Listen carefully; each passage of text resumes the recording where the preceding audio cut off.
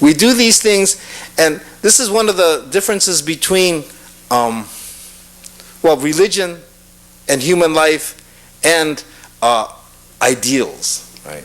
And ideals. In human life, we make mistakes, but we're accepted, right?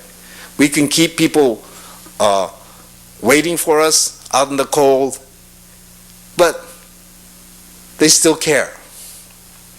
We can cause people harm by saying things that we don't mean to say at times because we're irritated. We can even cause them harm by our carelessness physically. Sometimes as little kids we get angry and then we hit our brothers or sisters and cause them to cry. But that's part of who we are. And we learn not to do that as we grow.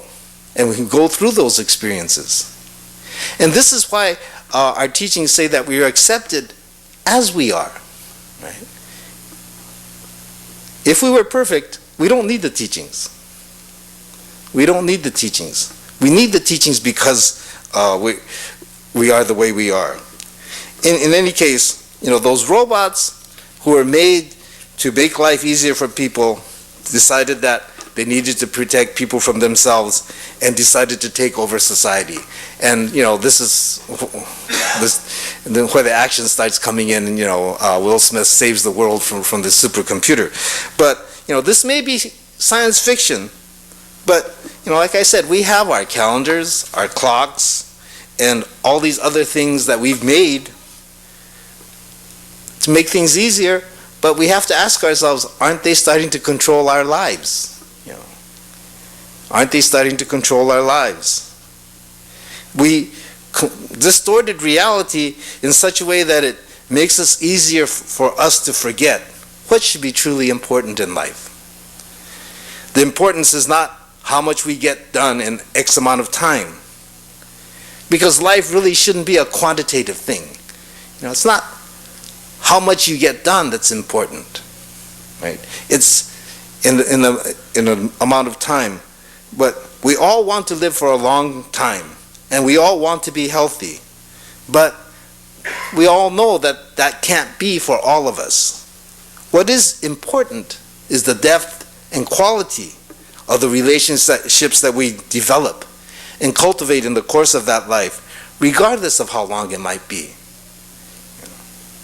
Even an unborn child will affect its parents. And that's important. Some people may live to be 100 years old, but if they're hermits and don't interact with other people, they don't affect us. So the time isn't as important as the quality and depth of each and every encounter. So it's true for each of the relationships and encounters that we have in all of our lives. We can know and have a relationship with another for years, and that relationship may not be as important to us as one that we have in a brief encounter with another person. When something real is shared, it's important. A lot of times we know people because of family ties and stuff, and we say hi to them for years and years, but we never get to know them. Right? We may be neighbors with somebody and we never get to know them. This is one of the reasons that when somebody does something, really bad, like recent situation in Mountain View where the person shot his fellow workers and such, the other people who were interviewed, his neighbors, they all said he was such a nice guy kind of thing. But that's because we don't really know people. We just see them, we say hi, but do we take the time to know them?